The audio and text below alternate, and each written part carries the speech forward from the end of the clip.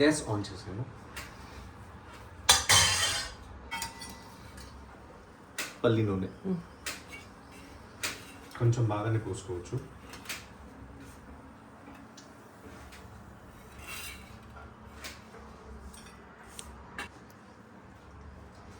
జీలకర్ర ఆవాలు వేసుకోవాలి. కొంచెం ఆయిల్ వేయటం.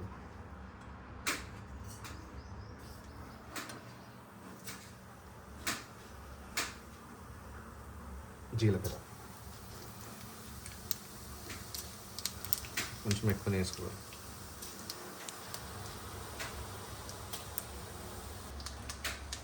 కొంచెం పసుపు,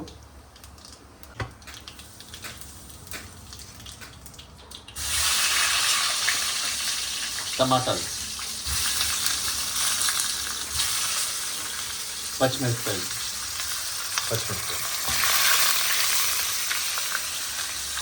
కొంచెం సేపు దాన్ని కుక్ అవ్వనిద్దాం.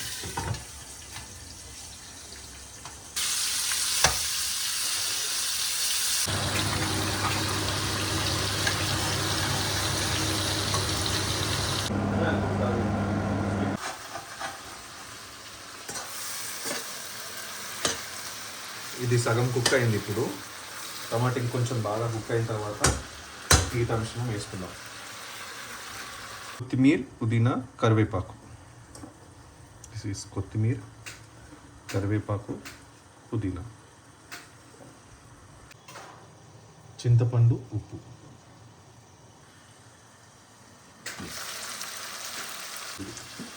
కొంచెం చిత్తపట్టు నీళ్ళు వేస్తున్నాం.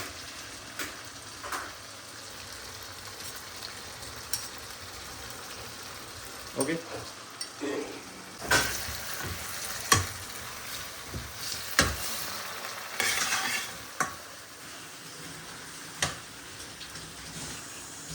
టేస్ట్కి సరిపడా ఉప్పు.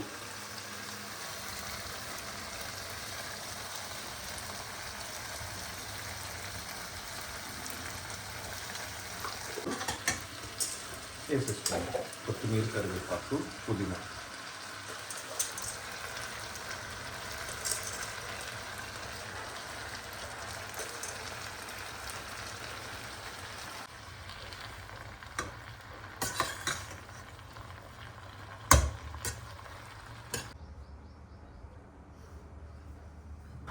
మనం ఇప్పుడు ఆంధ్ర స్టైల్ పచ్చడి చేసుకుంటున్నాము.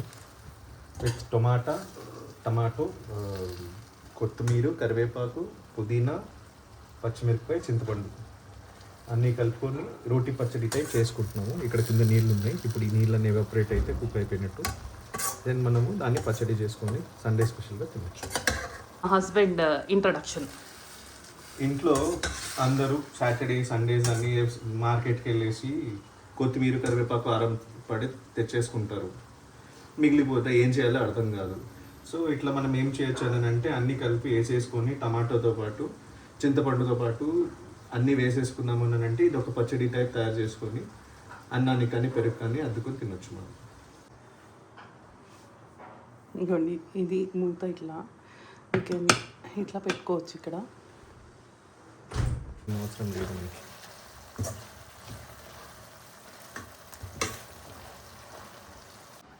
వేడిగా ఉంటుంది కదా, దాన్ని కూల్ చేసుకొని మిక్సర్ వేసుకోవాలి. ఇప్పుడు ముక్క మీద పడుతుంది అని అన్నప్పుడు ఏం చేయాలంటే ఇట్లా పెట్టుకున్నాము అని అంటే కూల్ అవుతుంది. ఈ మిశ్రమాన్ని మనం ఇప్పుడు మిక్సీలో వేసుకొని కొంచెం కచ్చాబచ్చాగా లేకపోతే పేస్ట్గా కావాలంటే పేస్ట్గా చేసుకోవచ్చు.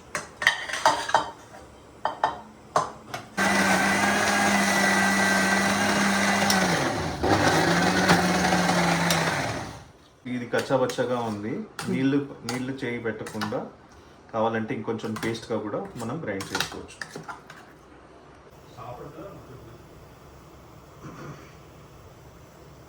మా మమ్మీకి చూపిస్తే కొంచెం ఉప్పు కావాలి, కొంచెం మెత్తగా చేయాలని అన్నది.